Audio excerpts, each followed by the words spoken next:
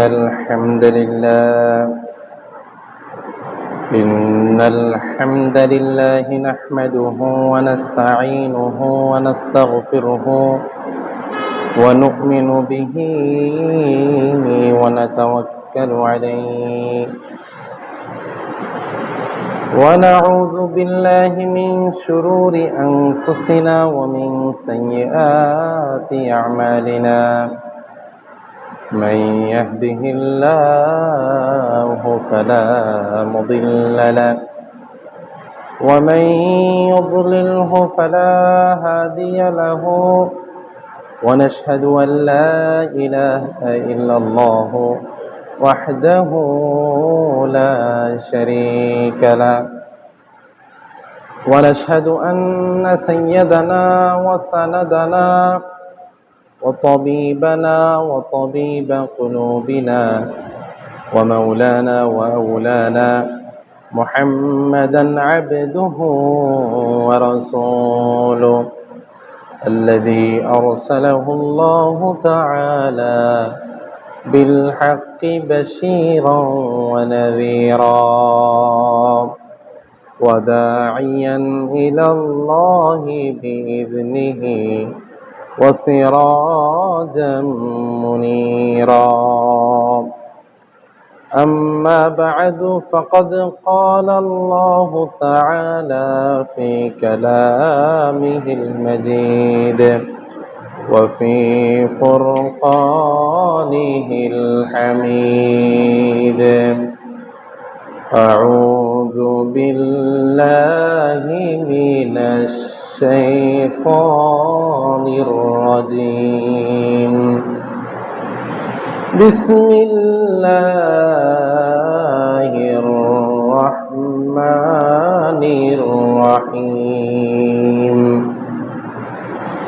يا أيها الذين آمنوا قوا أنفسكم وأهليكم نارا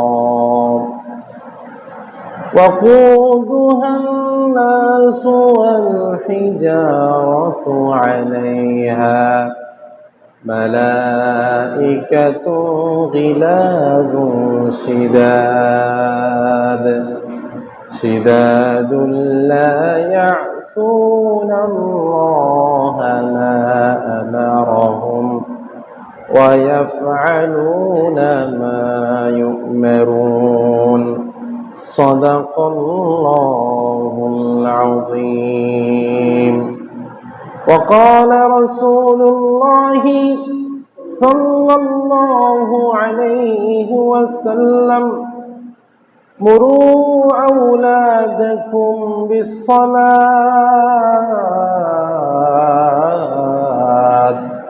وهم أبناء 7 سنين واضربوهم عليها وهم أبناء 10 سنين وفرقوا بينهم في المضاجع أو كما قال النبي عليه الصلاة والسلام وقال تعالى في شان حبيبه ومحبوبه آمرا ومخبرا إن الله وملائكته يصلون على النبي يا أيها الذين آمنوا صلوا عليه وسلموا تسليما সবাই محبته জোড়া আওয়াজে পড়ুন اللهم صل على سيدنا مولانا محمد وعلى آل سيدنا مولانا محمد بشر ليس كالبشر ياقوت حجر وليس كالحجر اللهم صل على سيدنا مولانا محمد وعلى آل سيدنا مولانا محمد بلغ العلا بكماله كشف الدجى بجماله حسنت جميع خصاله صلوا عليه وآله ونبي من رحمت لقب पाने वाला मुराद गरीबों के बरलाने वाला उतर कर हिरा से सोए कौम आया और एक नुस्खे की मियाँ साथ लाया बलगल उला बिकमालिही कशफत दुजा बिजमालिही हसनत जमीउ खिसालिही सल्लु अलैहि वालिही रब्बि ज़िदनी इल्मा रब्बि इश्रह ली सदरी वयस्सिर ली अमरी वाहलुल उक़दतम मिन लिसानी यफ़क़हू क़ौली रब्बि यस्सिर वला तुअस्सिर वतम्मिम अलैना बिल खैर सुब्हानक ला इल्म लना इल्ला मा अल्लमतना इन्नक अंतल अलीमुल हकीम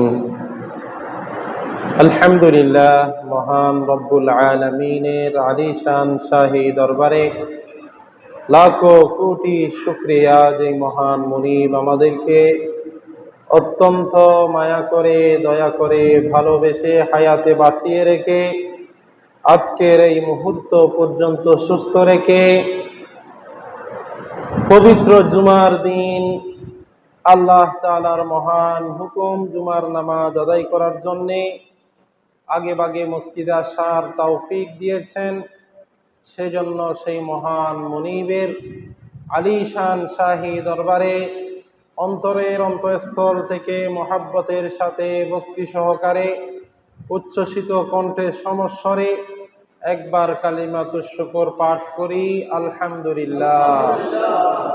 সম্মানিত হাজিরিন, গত জুমায় আমি মা বাবার খেদমত সম্পর্কে আলোচনা করেছিলাম।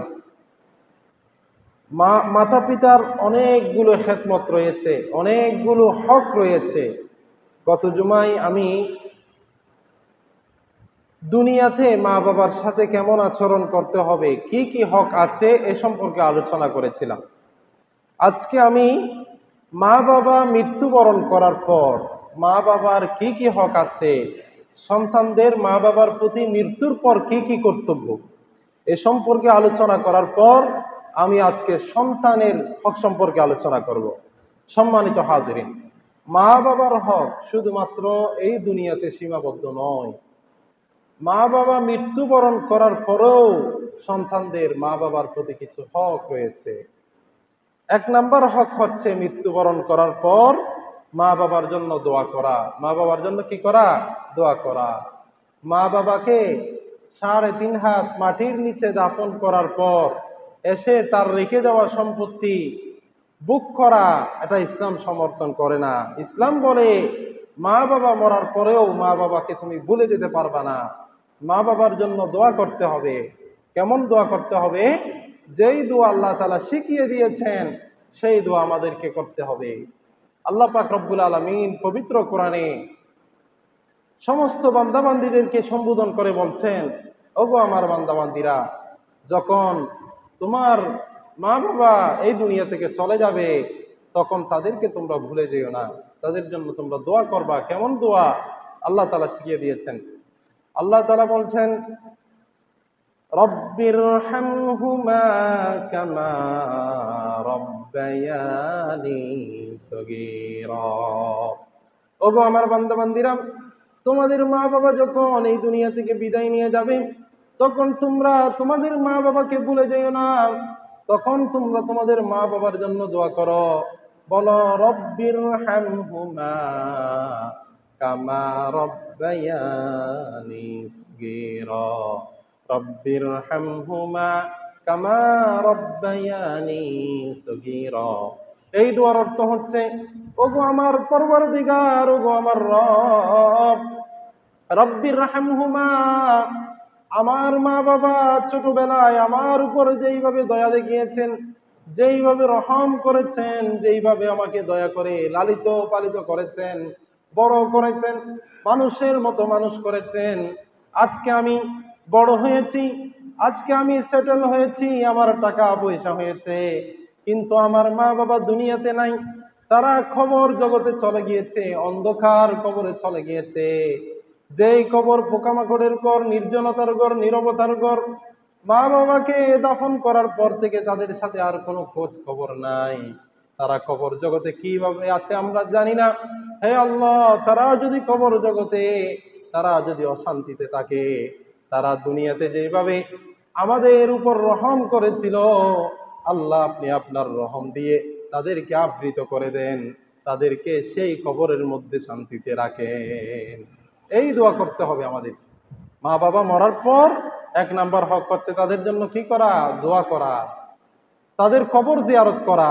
পারলে প্রত্যেক নামাজের পর কবর জিয়ারত করা, না পারলে অন্তত পক্ষে প্রত্যেক জুমাবারে মা বাবার কবরের পাশে গিয়ে তাদের জন্য সূরা ফাতিহা, সূরা ইখলাস পাঠ করে সওয়াব রসানি করা, তাদের কবর জিয়ারত করা। এটা মা বাবা আপনার দেখে পায়, মা বাবারা চেয়ে থাকে আমার সন্তান কখন আমার কবরের পাশে এসে দাঁড়ায়, আমার জন্য সওয়াব পৌঁছায়। নাম্বার 3, মাতা পিতা মৃত্যুর পর তাদের হক হচ্ছে তাদের জন্য পারলে সদকা পৌঁছানো। তাদের জন্য কি করা? সদকা পৌঁছানো। তাদের নামে এতিম মিসকিনদেরকে খাওয়ানো, বা কোনো মসজিদ মাদ্রাসায় তাদের নামে দান করা। এই সদকার মাধ্যমে হাদিস শরীফের মধ্যে আছে, মা বাবার কবরের আযাব আল্লাহ তাআলা মাফ করে দেন। সুবহানাল্লাহ। 4 নম্বর হক হচ্ছে, মা বাবা যখন এই দুনিয়া থেকে বিদায় নিয়ে যাবে, তখন মা বাবার যদি কোনো ওসিয়ত থাকে, তারা যদি মৃত্যুর আগে, মৃত্যুর বিছানায় যদি কোনো ওসিয়ত করে গিয়ে থাকে, অর্থাৎ যদি কোনো নেক আমলের ওসিয়ত করে, ওগো আমার সন্তান, আমার তো অনেক টাকা পয়সা আছে, আমি মরার পর আমার নামে একটা মসজিদ কি করে দিও, নির্মাণ করে দিও। তাহলে এরকম যদি মা বাবারা কোনো ওসিয়ত করে থাকে, তাহলে তার সম্পত্তির 3 ভাগের 1 ভাগ থেকে এই ওসিয়ত আদায় করা, এটা হচ্ছে মা বাবার উপর কি কর্তব্য, সন্তানের উপর কি কর্তব্য। সন্তানকে মা বাবার ওসিয়ত পূর্ণ করতে হবে তার সম্পত্তির 3 ভাগের 1 ভাগ থেকে। এজন্য মা বাবার হক শুধু এই দুনিয়াতে নয়, তারা যদি এই দুনিয়া থেকে বিদায় নিয়ে যায় তারপরেও মা বাবার হক আছে। অতএব দুনিয়াতে মা বাবার সাথে সদাচরণ করতে হবে, এবং মৃত্যুর পর মা বাবার সাথে, মা বাবার জন্য দোয়া করতে হবে, তাদের কবর জিয়ারত করতে হবে। এগুলো মা বাবারা আমাদের থেকে কি পায়, এগুলো হচ্ছে মা বাবার হক। এখন আসি, মা বাবার হক যদি সন্তান আদায় করুক, এটা যদি মা বাবা চায়, তাহলে মা বাবাকে সর্বপ্রথম সন্তানের হক আদায় করতে হবে। আপনি যদি সন্তানের হক আদায় করতে পারেন, সেই সন্তান বড় হয়ে আপনার হকও কি করবে? আদায় করবে। সন্তানের কি কি হক আছে, অর্থাৎ একজন সন্তান মা বাবার থেকে কি কি হক পায়, কি কি অধিকার পায়, আজকে এ সম্পর্কে আলোচনা করব। সন্তান আল্লাহ তাআলার সবচেয়ে বড় নিয়ামত। আল্লাহ তাআলার অনেকগুলো নিয়ামত আছে, তার মধ্যে সন্তান হচ্ছে আল্লাহ তাআলার সবচেয়ে বড় নিয়ামত। সন্তান কেমন নিয়ামত সেটা সে জানে, যার সন্তান হচ্ছে না। সে সমস্ত ক্লিনিকে ঘুরে মরিয়া হয়ে যাচ্ছে, তবুও একটা সন্তান সে পাচ্ছে না। সেই জানে সন্তানের কত নিয়ামত, কত কদর। আল্লাহ তাআলা বলছেন, আল মালু ওয়াল বানুনা যিনাতুল হায়াতিদ দুনিয়া। সন্তান সন্ততি হচ্ছে এই পৃথিবীর সৌন্দর্য। তারা হচ্ছে কি এই পৃথিবীর সৌন্দর্য। আল্লাহ তাআলা সন্তান যাকে তাকে দেয় না। আল্লাহ তাআলা যাকে ভালোবাসেন তাকে সন্তান দান করেন। পবিত্র কোরআনের মধ্যে আছে, সন্তান দেওয়ার মালিক হচ্ছে একমাত্র আল্লাহ তাআলা। কে? কোনো পীর, কোনো মাজার, কোনো দরবার সন্তান দিতে পারে? কোনো তাবিজ সন্তান দিতে পারে? সন্তান দিতে পারে একমাত্র আল্লাহ। আল্লাহ তাআলা পবিত্র কোরআনে বলছেন, লিল্লাহি মুলকুস সামাওয়াতি ওয়াল আরদি ইয়াখলুকু মা ইয়াশা ইয়াহাবু লিমান ইয়াশাউ ইনাসান ওয়া ইয়াহাবু লিমান ইয়াশাউ আয-যুকুর আও ইউযাওwijuhum যুকরানান ওয়া ইনাসা ওয়া ইয়াজআলু মান ইয়াশাউ আকিমা ইন্নাহু আলিমুন কাদির। আল্লাহ পাক রব্বুল আলামিন বলেছেন, লিল্লাহি মুলকুস সামাওয়াতি ওয়াল আরদ, নবমণ্ডল এবং ভূমণ্ডল, আকাশ এবং জমিনের একচ্ছত্র অধিপতি একজন, তিনি হচ্ছেন আমার আল্লাহ। তিনি বলেন, ইয়াখলুকু মা ইয়াশা, আমি যা চাই তা তৎক্ষণাৎ সৃষ্টি করতে পারি। ইয়াহাবু লিমান ইয়াশাউ ইনাসা ওয়া ইয়াহাবু লিমান ইয়াশাউ আয-যুকুর, আমি যাকে চাই তাকে কন্যা সন্তান দান করি, আর যাকে চাই তাকে ছেলে সন্তান দান করি, আর যাকে চাই তাকে ছেলে সন্তানও দান করি, আবার কন্যা সন্তানও দান করি। আবার কাউকে কাউকে পরীক্ষা করার জন্য বন্ধা বানিয়ে কোনো সন্তান দিই না। অতএব সন্তান দেয়ার মালিক একজন, তিনি হচ্ছেন আমার আল্লাহ। এখানে আল্লাহ পাক রব্বুল আলামিন বলেন, আমি যাকে চাই তাকে কন্যা সন্তান দান করি। কন্যা সন্তানের কথা আগে বলেছেন। কন্যা সন্তান হচ্ছে আল্লাহ তাআলার আরো বড় নিয়ামত। আমাদের সমাজে অনেকেই কন্যা সন্তান হলে রাগ করে, অসন্তুষ্ট হয়ে যায়। এটা করা যাবে না। এটা হচ্ছে আইয়ামে জাহিলিয়াতের নিদর্শন। তারা কন্যা সন্তান হলে তাদের ভ্রু কুঁচকে যেত। তারা কন্যা সন্তান হলে অনেক সময় কন্যা সন্তানকে খাওয়ানোর বয়ে জীবন্ত মাটিতে পুঁতে ফেলতো না, আউযুবিল্লাহ। আমাদের সমাজেও কেউ কেউ ছেলে সন্তান হইলে মিষ্টি খাওয়ায়, মেয়ে সন্তান হইলে খাওয়ায় না। এটা উচিত না। বরঞ্চ মেয়ে সন্তান হচ্ছে আল্লাহ তাআলার বড় নিয়ামত। মেয়ে সন্তান হচ্ছে আপনার জন্য জান্নাত। হাদিস শরীফের মধ্যে আছে, কোনো ব্যক্তি যদি দুইজন মেয়েকে লালন পালন করে, দ্বীনি শিক্ষায় শিক্ষিত করে যদি বিয়ে পর্যন্ত দেয়, তাহলে আল্লাহ পাক রব্বুল আলামিন তার উপর জান্নাত ওয়াজিব করে দিবেন। সুবহানাল্লাহ। অতএব সন্তান দেওয়ার মালিক হচ্ছে আল্লাহ তাআলা। আমাদের যদি সন্তানের প্রয়োজন হয়, তাহলে চাইতে হবে কার কাছে? আল্লাহর কাছে। কোনো পীরের কাছে, মাজারের কাছে চাওয়া যাবে না।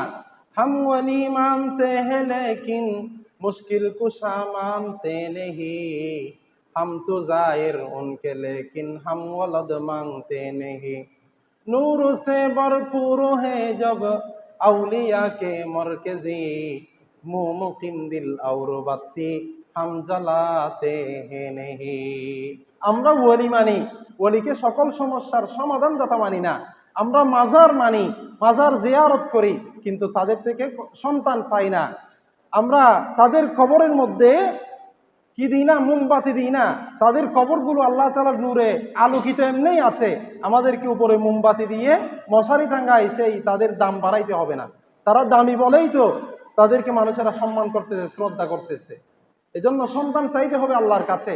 শুধু সন্তান চাইলে হবে না, আমাদেরকে নেক সন্তান চাইতে হবে। কারণ সেই সন্তানকে হাদিস শরীফের মধ্যে আদুওয়াও বলেছেন, আপনার সন্তান যদি নেক সন্তান না হয়, তাহলে সেই সন্তান আপনার জন্য দুনিয়াতেও লাঞ্ছনার কারণ হবে, পরকালেও আপনার জন্য শাস্তির কারণ হবে। এই জন্য সন্তান চাইতে হবে নেক সন্তান। আম্বিয়া ইকরাম যেভাবে আল্লাহর কাছে সন্তান চেয়েছে, সেইভাবে আমাদেরকে সন্তান চাইতে হবে, তাহলে আল্লাহ তাআলা দিবেন।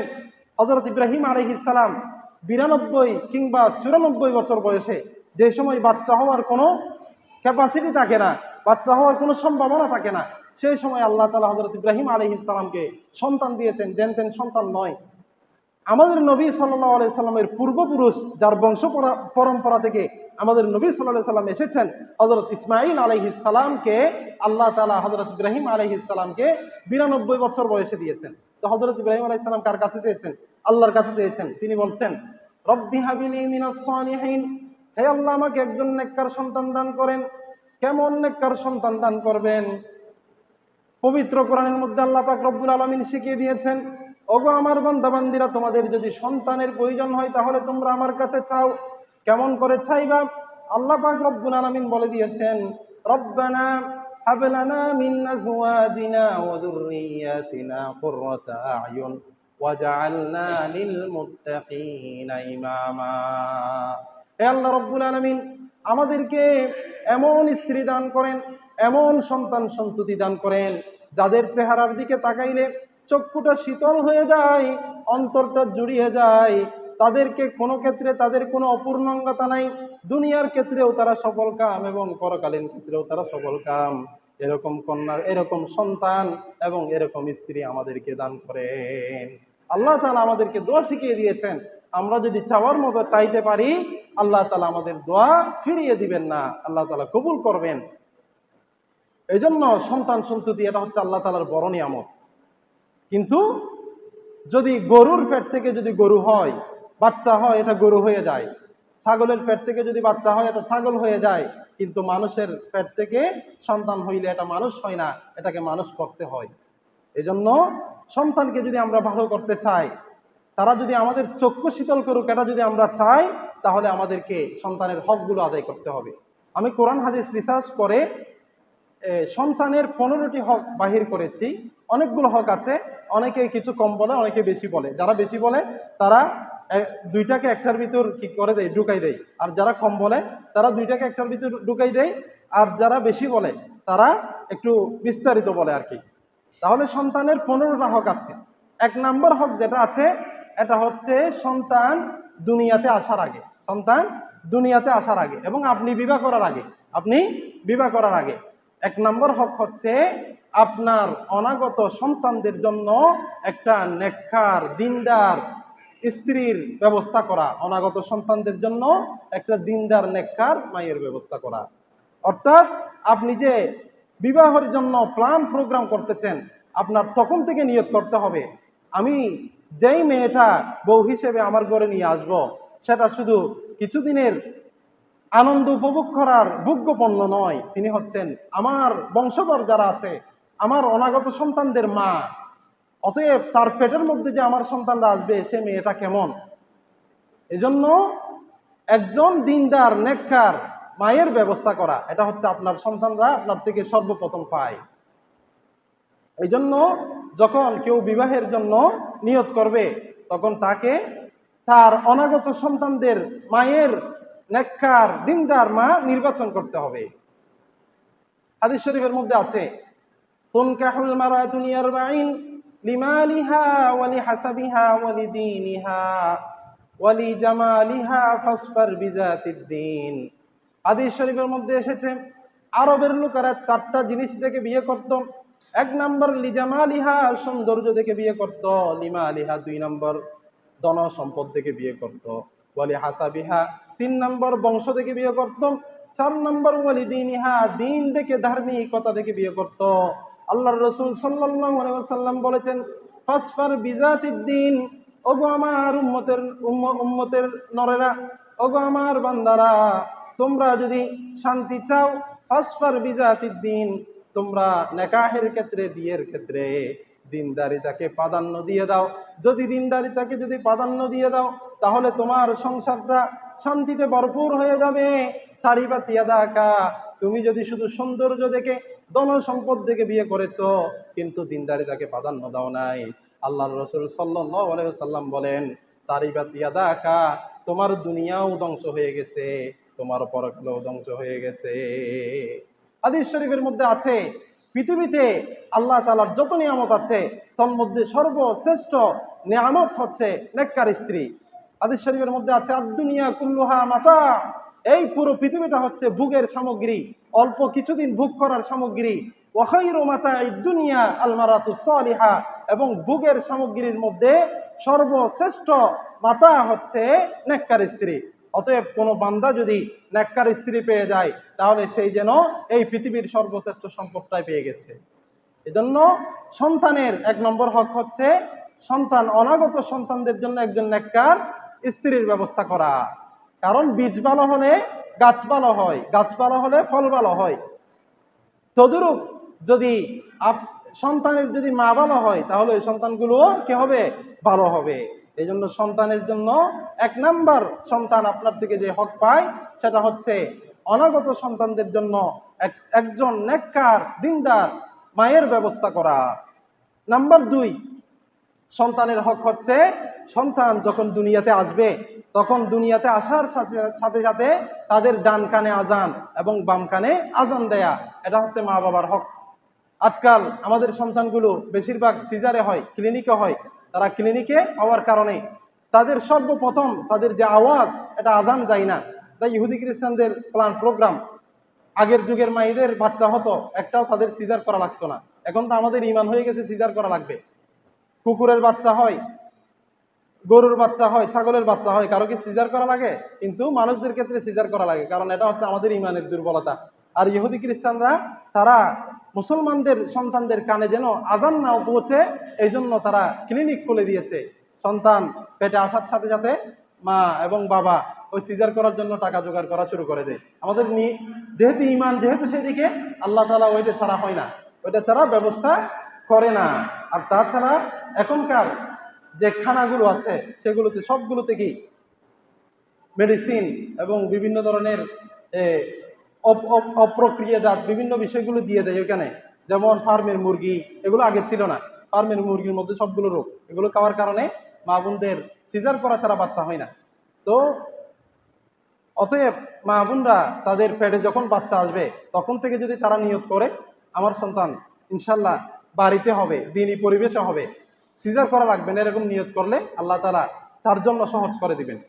কারণ যখন বাচ্চা হয় তখন বলে আল্লাহ তাআলা অনেকগুলো ফেরেশতা নিযুক্ত করে দেয়, কারণ ছোট্ট একটা জায়গা দিয়ে অনেক বড় একটা বাচ্চা বাইর হবে, এটার জন্য আল্লাহ তাআলা ফেরেশতাদেরকে দিয়ে বাতাস দেয়, এখানে বাতাস করে, তার মাধ্যমে আল্লাহ তাআলা কি আসান করে দেয়। আগের যুগের মা বোনদের 10টা 12টা পর্যন্ত বাচ্চা হতো, একটাও সিজার করা লাগতো? এখন তো একটাও হতে পারে না, একটা না হওয়ার আগে সিজার করা লাগে। এই জন্য মাতা পিতা থেকে সন্তানরা 2 নম্বর যে হক পায় সেটা হচ্ছে সন্তান দুনিয়াতে আসার সাথে সাথে সন্তানের কানের মধ্যে ডান কানে আজান এবং বাম কানে একামত দেওয়া। আজান একামত দেওয়ার জন্য হুজুর ডাকা লাগবে না, ইমাম সাহেব ডাকা লাগবে না, খতিব সাহেব ডাকা লাগবে না। আপনি বাড়িতে থাকলে আপনার সন্তানের আজান আপনি দেওয়াটাই হচ্ছে বেশি হকদার। আজান তো সহজ না, আজান এটা শিখে ফেললে তো হয়ে যায়। আর যদি কোনো এলাকার মধ্যে কোনো কি নাই, পুরুষ নাই, পুরুষরা সবাই কাজে চলে গেছে বা বিদেশে চলে গেছে, তাহলে ফেকার মাসালা হচ্ছে সেখানে যদি নারীরা চায় তাহলে নারীরাও কি দিতে পারবে? আজান দিতে পারবে, সন্তানের ডান কানে আজান এবং বাম কানে একামত। কারণ যদি তাদের প্রথম শব্দ যদি আল্লাহ তাআলার বড়ত্বের ঘোষণা যদি ঢুকিয়ে দিতে পারেন, সেই সন্তান বড় হয়ে আর নাস্তিক হবে না, ইসলামের বিরুদ্ধে করবে না। নাম্বার 3, সন্তান আপনার থেকে যে হক পায় সেটা হচ্ছে সন্তানের একটা সুন্দর নাম রাখা। সন্তানের একটা কি রাখা? সুন্দর নাম রাখা। নামের আসর আছে, নামের কি আছে? আসর আছে। যাদের ভালো নাম রাখা হয় তারা একসময় বড় হয়। এই জন্য নাম রাখতে হবে সুন্দর নাম। হাদিস শরীফের মধ্যে আছে আহাব্বুল আসমা ইলাল্লাহ আব্দুল্লাহ আব্দুর রহমান। আল্লাহর কাছে সবচেয়ে প্রিয় নাম হচ্ছে আব্দুল্লাহ এবং আব্দুর রহমান। এবং নবীদের সাথে মিল থাকে সেরকম নাম, এবং আউলিয়া কেরামের সাথে মিল থাকে সেরকম নাম। এখন তো আমাদের সমাজে নাম রাখে আনকমন নাম রাখার জন্য, এমন এমন নাম রাখে যেগুলোর কোনো অর্থই হয় না। মিন্টু, সিন্টু, পিন্টু, তারপর আরো কত ধরনের ইতি, রীতি, নীতি, এসব নামগুলো রাখে। এগুলো কিন্তু ইসলাম সমর্থন করে না। নাম রাখতে হবে কোন একজন পরহেজগার দিনদার হুজুরের মাধ্যমে, যে নামের অর্থটা বুঝে, সেরকম একটা নাম আমরা রাখার চেষ্টা করব। অনেক সময় অনেকজন অনেক ধরনের নাম রাখে, কোরআনের মধ্যে থাকলে সেই নাম রাখা যাবে না। একজনের নাম রাখছে তোকাজ জীবান। তোকাজ জীবান এটা বলো কোরআনের মধ্যে আছে, এই জন্য তোকাজ জীবান ভাবি এই আলাই রব্বি কুমার তোকাজ জীবান, এই জন্য তোকাজ জীবান নাম রেখে দিচ্ছে। অথচ তোকাজ জীবান মানে অস্বীকার করা, ওইটা তো নামের অর্থ ঠিক নাই। তারপর আমার একজন ছাত্র, আমি টিউশন পড়াইতাম, ওর নাম রাখছে বলে তার দাদা সাদিদুল ইকব, মানে কোরআন শরীফের মধ্যে সাদিদুল ইকব আছে, এই জন্য তার নাম রাখছে সাদিদুল ইকব। অথচ সাদিদুল ইকব এটা হচ্ছে আল্লাহ তাআলার যেগুলো কঠোর গুণবাচক নাম আছে, অর্থাৎ সাদিদুল ইকব মানে কঠিন শাস্তিদাতা। তো কঠিন শাস্তিদাতা যদি তার নাম রাখে, তার আচরণটা কেমন হবে? এই জন্য আমি তার মাকে বলে নামটা পরিবর্তন করে দিয়েছিলাম। এই জন্য নাম রাখার ক্ষেত্রে একটা সুন্দর নাম রাখা। কারণ কি? হাদিস শরীফের মধ্যে আছে ইন্নাকুম তুদআউনা ইয়াওমাল কিয়ামাতি বিআসমাইকুম ওয়া আসমাই আবাইকুম ফাহাসসিনু আসমাকুম। আল্লাহ পাক রব্বুল আলামিন কাল কিয়ামতের ময়দানে যখন লক্ষ লক্ষ মানুষের বিচার করবে, তখন যখন বিচার করার জন্য মানুষদেরকে ডাকবে, তখন শুধু নিজের নাম ধরে ডাকবে না, যেন 2টা নামের মাঝে তমিজ হয়। এই জন্য নিজের নামের সাথে নিজের বাবার নাম এবং নিজের দাদার নাম সহকারে ডাকবে, আব্দুল্লাহ ইবিনে আব্দুর রহমান ইবিনে আব্দুর রাজ্জাক, সেরকম বলে ডাকবে। অতএব তোমার নাম যদি সুন্দর হয়, ফাহাসসিনু আসমাকুম, তোমরা নামটাকে সুন্দর করো। যদি তোমার নাম সুন্দর হয়, কাল কিয়ামতের ময়দানে আল্লাহ তাআলা তোমার নামের সৌন্দর্যতার কারণে হয়তো আপনাকে নাজাত দিয়ে দিতে পারে। কিতাবের মধ্যে আছে কিয়ামতের ময়দানে আল্লাহ পাক রব্বুল আলামিন যখন আমাদের নবী হযরত মুহাম্মদ সাল্লাল্লাহু আলাইহি ওয়াসাল্লামকে ডাক দিবে, তখন পৃথিবীতে যত মানুষের নাম মুহাম্মদ আছে তারা সবাই বলে দাঁড়িয়ে যাবে। তখন আল্লাহ তাআলা বলবেন, আমি তো তোমাদেরকে ডাকি নাই, শুধু আমার পেয়ারা হাবিবকে ডেকেছি। তখন তারা বলবেন, আমাদের নামও তো মুহাম্মদ। তখন কিতাবের মধ্যে আছে আল্লাহ তাআলা আল্লাহর রাসূল সাল্লাল্লাহু আলাইহি সাল্লামের নামের সাথে মিল থাকার কারণে সবাইকে মাফ করে দিবেন। সুবহানাল্লাহ। এজন্য সন্তানরা ৩ নম্বর যে হক পায় সেটা হচ্ছে একটা সুন্দর নাম রাখা। নাম্বার ৪, সন্তানদের হক হচ্ছে আকিকা করা। আকিকা করা, যদি পুরুষ সন্তান হয় ৭ম দিনে আকিকা করা। যদি পুরুষ সন্তান হয়, পুরুষ ছেলের জন্য 2টা ছাগল, এবং যদি কন্যা সন্তান হয় তাহলে তাদের জন্য একটা ছাগল কোরবানি করা। আকিকা করা, আকিকা এটা হচ্ছে কুল্লু গুলামিন মারহুনাতুন বিল আকিকা। প্রত্যেকটা সন্তান আকিকার সাথে আবদ্ধ থাকে, এবং আকিকা করার কারণে সন্তানরা অনেক ধরনের বিপদ আপদ থেকে বেঁচে যায়। আপনারা বলতে পারেন, আল্লাহ তাআলা হয়তো কন্যা সন্তানকে ভালো কম বাসে, কন্যা সন্তানের জন্য কেন একটা বলেছেন এবং পুরুষ সন্তানের জন্য 2টা আকিকা কেন করতে বলেছেন? এটার হিকমত হচ্ছে, এই আকিকাটা করা হয় বিপদ আপদ থেকে বাঁচার জন্য। কি জন্য? বিপদ আপদ থেকে বাঁচার জন্য। আপনারা বলেন, পুরুষেরা বেশি বিপদ আপদের সম্মুখীন হয় নাকি নারীরা? পুরুষেরা। কারণ পুরুষেরা তারা ঘরের বাইরে কাজ করে, তারা মিল ফ্যাক্টরিতে কাজ করে, বিদেশে যায়, যানবাহনে চলাফেরা করে, তারপর সমুদ্রের মাঝখানে আধা মাস, তারপর 1 মাস থেকে যায়। তাদের সব সময় বেশি বিপদ আপদের কি সম্মুখীন। এজন্য তাদের জন্য আল্লাহ রাসূল সাল্লাল্লাহু আলাইহি ওয়াসাল্লাম 2টা আকিকা করতে বলেছেন। আর মা বোনরা তাদের তেমন বিপদ আপদের সম্মুখীন কম, কারণ তারা ঘরের চার দেওয়ালের ভিতরে থাকে, যে কোনো মুহূর্তে তারা ঘরের ভিতর হেফাজতে থাকে। এজন্য তাদের জন্য একটা আকিকা করতে বলেছেন। এজন্য আকিকা করবেন। আমাদের সমাজে অনেক ধরনের প্রথা আছে, সন্তান হলে মিষ্টি খাওয়ায়, এটা করে ওইটা করে, এগুলো করতে করতে টাকা খরচ করে ফেলে, কিন্তু আকিকাটা করে না। আকিকাটা করে নেওয়া বেশি দরকার। এটা হচ্ছে 7 দিনে করা, না পারলে 14 দিনে, না পারলে 21 দিনে। তারপর যদি 21 দিনের ভিতর করতে না পারে তাহলে যে কোনো দিন, পরবর্তীতে যে কোনো দিন করতে পারবে। নিজের আকিকা নিজেও করতে পারবে। আবার আকিকাটা কোরবানির সাথেও দিতে পারে। কোরবানির সাথে কি করতে পারে? দিতে পারে। অর্থাৎ গরুর মধ্যে 7 বরাত না, পুরুষের জন্য 2 বরাত, আর ছেলে কন্যা সন্তান হলে 1 বরাত দেওয়া আর কি। আমাদের সমাজে অনেকে মনে করে আকিকার গোশত নিজে খাইতে পারে না, নিজের পরিবারে খাইতে পারে না। এটা হচ্ছে ভুল ধারণা। আকিকার গোশত কোরবানির গোশতর মতো, নিজেও খাইতে পারবে, আত্মীয় স্বজনকে দিতে পারবে, ধনীরাও খাইতে পারবে, দরিদ্ররাও খাইতে পারবে, কোনো অসুবিধা নাই, সবাই খাইতে পারবে। এমনকি যার জন্য আকিকা করতেছে সে যদি বড় হয়ে আকিকা করে সেও খাইতে পারবে, কোনো অসুবিধা নাই। নাম্বার 5, সন্তান আপনার থেকে যে হক পায় সেটা হচ্ছে সন্তানের খতনা করা। সন্তান যখন ম্যাচিউর হওয়ার আগে, তো 10-11 বছর এই বয়সের ভিতর বালেগ হওয়ার আগে আগে সন্তানের খতনা করে দেওয়া। খতনা এটা হচ্ছে সমস্ত নবীদের সুন্নত। সমস্ত নবীদের 4টা সুন্নত ছিল। 1 নম্বর হচ্ছে খতনা করা, 2 নম্বর মিসওয়াক করা, 3 নম্বর হচ্ছে আতুর ব্যবহার করা, সমস্ত নবী, 4 নম্বর হচ্ছে নেকা করা, বিয়ে করা। এগুলো হচ্ছে সমস্ত নবীদের সুন্নাহ। এবং খতনা করার মাধ্যমে অনেক ধরনের রোগ ব্যাধি থেকে কি পায়? রেহাই পায়। আধুনিক যারা বিজ্ঞানী, চিকিৎসা বিজ্ঞানী, তারা বলেন খতনার মাধ্যমে ক্যান্সার এবং আরো বড় বড় ধরনের রোগ থেকে কি হয়? মুক্তি পায়। এই জন্য এখন অনেক হিন্দুরা এবং অনেক ইহুদি খ্রিস্টানরা তারা কি করায়? খতনা করায়। খতনা ছোটকালে যদি এরকম যদি প্রসেসিং এর মাধ্যমে যদি করা যায় তাহলে ভালো, আর না হলে 10-11 বছরের ভিতরে কি করে দেওয়া? ম্যাচিউর হওয়ার আগে আগে খতনা করে দেওয়া। এটা হচ্ছে আপনার থেকে আপনার সন্তান পায়। নাম্বার 6, আপনার সন্তান যখন কথা বলা শুরু করবে তখন তাকে তাওহীদ শিক্ষা দেওয়া। যখন কথা বলা শুরু করবে তখন আল্লাহ আল্লাহ শিখানো, তারপর আলহামদুলিল্লাহ শিখানো, সুবহানাল্লাহ শিখানো, লা ইলাহা ইল্লাল্লাহ মুহাম্মাদুর রাসূলুল্লাহ শিখানো। এখন তো আমাদের সমাজে অনেকে ডিজিটাল, সন্তান ছোট থেকে ইংরেজি শেখানোর জন্য সন্তান যখন থেকে শুরু হয়, একদম যখন থেকে কথা বলা শুরু করে তখন থেকে ইংলিশ শেখানো শুরু করে। মানে হাত ধরে ধরে বলে যে হ্যান্ড, তারপর এটা ধরে ধরে বলতে ফিঙ্গার, এরকম। মানে ও সব ইংলিশ পারে কিন্তু কালিমাটা পারে না। এটা হচ্ছে আফসোস, দুঃখজনক। কিন্তু আমাদের মা এবং দাদিরা তারা যারা ছিল তারা ছোটকাল থেকে আমাদেরকে তাওহীদ শিক্ষা দিত, কালিমা শিক্ষা দিত। এজন্য আপনার সন্তানকে কালিমা শিক্ষা দেওয়া এটা হচ্ছে আপনার হক, আপনার দায়িত্ব। তাওহীদ শিক্ষা দেওয়া, লা ইলাহা ইল্লাল্লাহ মুহাম্মাদুর রাসূলুল্লাহ।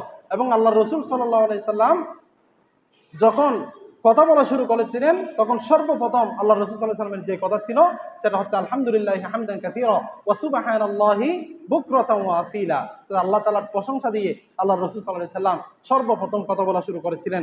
7 নম্বর হক হচ্ছে আপনার সন্তান যখন একটু বড় হবে, 7 বছর 6 বছর 7 বছর হবে, তখন সন্তানকে সময় দেওয়া, সন্তানের সাথে টাইম পাস করা। এটা হচ্ছে সন্তান আপনার থেকে পায়। Spending time with children is more important than spending money with them. মানে সন্তানদের পেছনে টাকা খরচ করার চেয়ে তাদেরকে সময় দেওয়া এটা হচ্ছে বেশি গুরুত্বপূর্ণ। এখন তো আমাদের আধুনিক সমাজে মাও চলে যায় অফিসে, বাবাও চলে যায় অফিসে, সন্তানরা থাকে কাজের বুয়ার কাছে। তো সন্তান এগুলো কি হয় না, ভালো মানুষ হয় না। তারাও বড় হয়ে যখন এস্টাবলিশড হয়ে যায়, ইউরোপ, আমেরিকা, লন্ডনের মধ্যে তারা এস্টাবলিশড হয়ে যায়, তো মা বাবাকে বৃদ্ধাশ্রমের মধ্যে পাঠিয়ে দেয়। এটা হচ্ছে প্রকৃতির প্রতিশোধ। প্রকৃতি কি নিবে? প্রতিশোধ নিবে।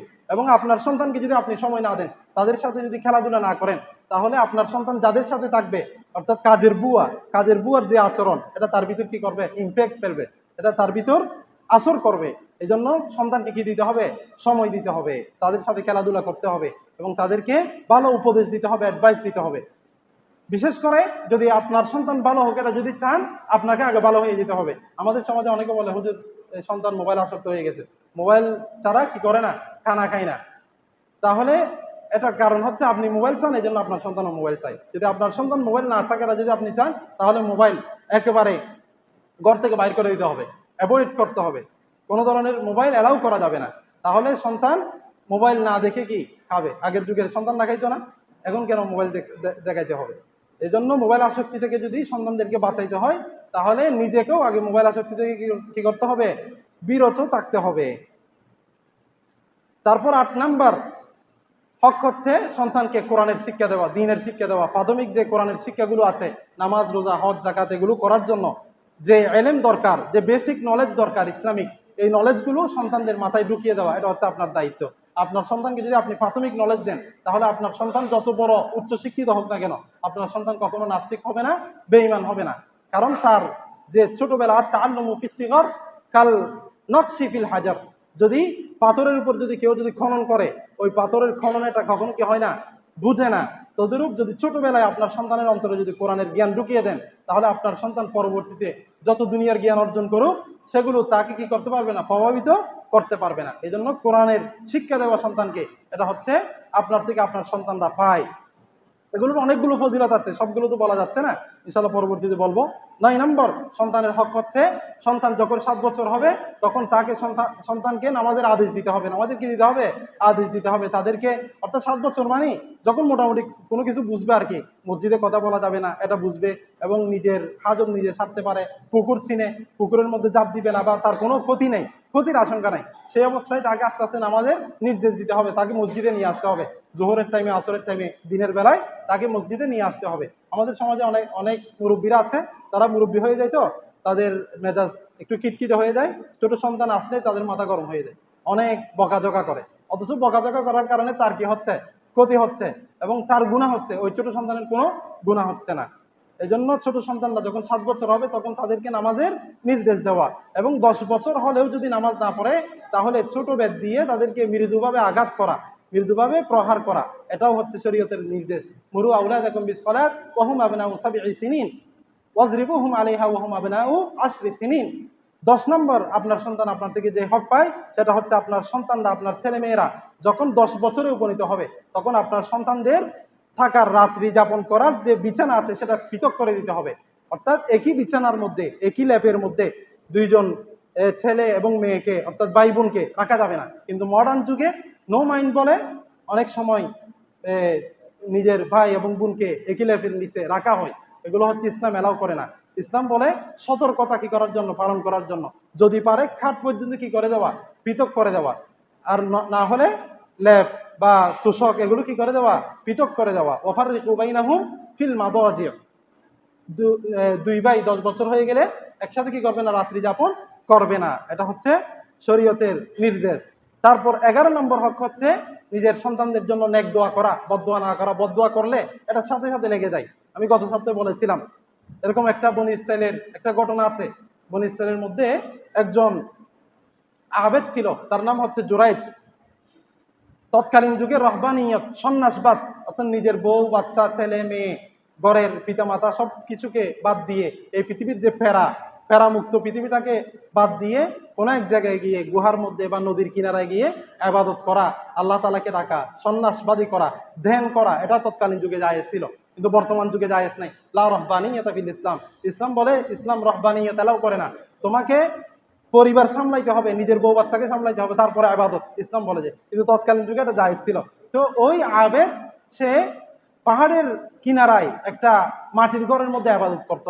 কি করতো? আবাদত করতো, আল্লাহ তাআলার ধ্যানে নিমগ্ন থাকতো।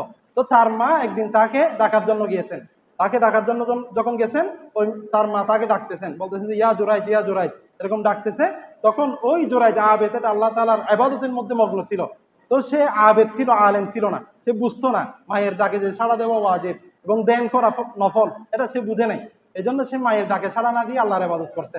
তো মা, সে যখন দরজা করে নেয় তখন মা ফিরে আসছে। দ্বিতীয় দিন আবার গেছে, আবার ডাকছে, আবার কি দেয় নাই, সাড়া দেয় নাই। তৃতীয় দিন আবার গেছে, আবার ডাকছে, সাড়া দেয় নাই। মায়ের রাগ উঠে গেছে।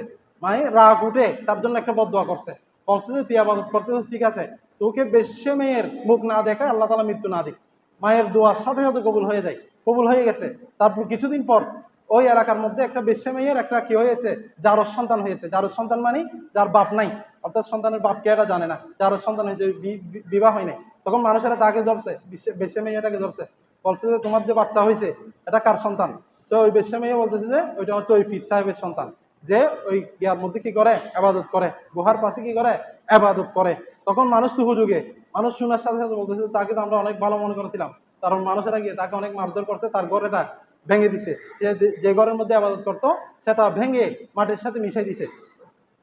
তারপর তাকে জিজ্ঞেস করতেছে, মারার পর, মারার আগে না, মারার পর তাকে জিজ্ঞেস করতেছে বাচ্চাটা কি আসলে তোমার? তখন ওই বিশ্বাস বলতেছে যে না, আমার না। ওদের কিভাবে বিশ্বাস যাব? ওদের সে বলতেছে যে তোমরা একটা সমাবেশ করো, কি করো, সমাবেশ করো, সেখানে এই অঞ্চলের সমস্ত মানুষদেরকে জড়ো করো, সেখানে আমি যাব এবং ওই বেশ্যা মেয়েকে আনবা এবং ওই সন্তানকে আনবা। ওই সমাবেশের মধ্যে আনছে, বেশ্যা মেয়েটা আসছে, তারপর উনি গেছে, আবেদ উনি গেছে। উনি যাওয়ার পর বেশ্যা মেয়ের থেকে ওই সন্তানটা, যে ছোট বাচ্চা, নিউ বর্ন বেবি, ছোট বাচ্চা, ওইটাকে কোলে নিছে। কোলে নেওয়ার পর ওই সন্তান থেকে জিজ্ঞেস করতেছে, বলতেছে যে মান হুয়া ওয়ালিদুকা ওয়ামিন আইনা ওয়ালাত্তা, তোমার প্রকৃত পিতাকে এবং কার বীর্য থেকে তুমি হয়েছ? তখন ওই সন্তানের মুখে আল্লাহ তাআলা কি করে দিচ্ছেন, জবান খুলে দিচ্ছেন। এখনো কথা বলতে পারে না, ছোট বাচ্চা, মানে এখনো 7-8 দিন হয়েছে এরকম। ওই বাচ্চা বলে কথা বলছে, মানে সমস্ত মানুষদেরকে উদ্দেশ্য করে বলতেছে আমার বাপ হচ্ছে অমুক বিলের অমুক রাখাল, অমুক রাখাল আমার এই মেয়ের সাথে খারাপ কাজ করছে, এই জন্য আমি হয়েছি। তখন মানুষেরা সবাই তার থেকে মাপ চাচ্ছে ওই পীর সাহেবের সাথে, আমরা কি অপরাধ করে ফেলছি, তোমাকে অনেক কষ্ট দিছি, আমাকে মাফ করে দাও, আমরা চাইলে তোমার ঘরটাকে স্বর্ণ দিয়ে তৈরি করে দিতে পারবো। তখন ওই বিশ্ব বলতেছে যে তোমাদের কোনো অপরাধ নাই, এটা হচ্ছে আমার অপরাধ, আমি আমার মায়ের সাথে একটু নাফরমানি করেছি, আমার মা আমার জন্য বদদোয়া করেছে, আজকে বদদোয়ার প্রাপ্য আল্লাহ তাআলা আমাকে দেখাচ্ছে। এই বিশ্বে মেয়ের চেহারা দেখানোর জন্য আল্লাহ তাআলা এসব ঘটিয়েছেন। তাহলে মা যদি বদদোয়া করে, মা বাবা যদি বদদোয়া করে, এটা কি যায়, লেগে যায়। এজন্য ছেলে মেয়ের জন্য নেক দোয়া করবেন, বদদোয়া করবেন না। আমাদের সমাজের অনেক গ্রাম অঞ্চলের মায়েরা, তারা অনেক সময় বদদোয়া করে, তুই মরি যা, তুই টাড়াল পরক, গজব পরক, এলে হয়ে ফেলাই, অনেক সময় কিন্তু পড়ে যাবে বহু সময়, তাহলে নহন উচিত। তারপর 12 নম্বর হক হচ্ছে সন্তানকে হালাল খানা খাওয়ানোর মাধ্যমে তাকে বড় করা, তার ভরণ পোষণটা হালালের মাধ্যমে করা। যদি হালালের মাধ্যমে হয় তাহলে সে বড় হয়ে সে কখনো হারামের মধ্যে লিপ্ত হবে না, সুদ ঘুষ এগুলোর মধ্যে লিপ্ত হবে না। 3 নম্বর হচ্ছে সন্তান যদি প্রাপ্তবয়স্ক হয়ে যায় তার জন্য বিবাহের ব্যবস্থা করা, দেরি না করা। সন্তান আরো বড় হোক, এস্টাবলিশড হোক, সে ঘর বাঁধুক, নিজের পায়ে নিজে দাঁড়াক, এগুলো না বলা। সে যখন প্রাপ্তবয়স্ক হয়ে যাবে তখন তার জন্য একটা নেককার স্ত্রীর ব্যবস্থা করে দেওয়া, এটা হচ্ছে হক। কারণ সন্তানকে যদি বড় হওয়ার পরও বিবাহ না করান, তাহলে ওই সন্তান যদি পাপাচারের মধ্যে লিপ্ত হয়, হাদিস শরীফের মধ্যে আছে ফাইন্নামা ইসমুহু আলা আবিকা, তার যে পাপ হয়েছে তার একটা অংশ তার বাবার আমলনামার মধ্যে যুক্ত হয়ে যাবে, নাউজুবিল্লাহ। 14 নম্বর হক হচ্ছে সন্তানদের মাঝে ইনসাফ করা, ছেলে হোক মেয়ে হোক সবাইকে সবকিছু সমতার সাথে দেওয়া, একজনকে বেশি ভালোবাসা, একজনকে কম ভালোবাসা, এগুলো না করা। 15 নম্বর হক হচ্ছে যারা মেয়েরা আছে তাদেরকে, তারা যখন বালেগ হবে তখন তাদেরকে পর্দার শিক্ষা দেওয়া, পর্দার মধ্যে রাখা। আল্লাহ পাক রব্বুল আলামিন যা কিছু বলা হয়েছে এই সম্পর্কে আমাকে এবং আপনাদেরকে আমল করার তৌফিক দান করুন। আমরা যারা 4 রাকাত সুন্নাত আদায় করিনি, সুন্নত করিনি, ইনশাআল্লাহ আগামী জুমা থেকে আমরা, এখন রবিউল আউয়াল মাস, রাসূল করিম সাল্লাল্লাহু আলাইহি সাল্লাম যিনি আমাদের জন্য সুপারিশ করবে, যার সুপারিশ ছাড়া জান্নাতে আমরা যাইতে পারবো না, কারণ আমরা রাসূল করিম সাল্লাল্লাহু আলাইহি সাল্লামের উম্মত, আমরা আমল দিয়ে তার জান্নাতে যাইতে পারবো না। যে সেই নবী এই মাসের মধ্যে এসেছে, রবিউল আউয়াল মাসে। ইনশাআল্লাহ রবিউল আউয়াল মাস পুরোটাই আল্লাহ রাসূল সাল্লাল্লাহু আলাইহি সাল্লামের সিরাত নিয়ে আলোচনা হবে। আল্লাহ পাক রব্বুল আলামিন যা কিছু বলা হয়েছে এই সম্পর্কে আমাকে এবং আপনাদেরকে আমল করার তৌফিক দান করুন। আমরা যারা 4 রাকাত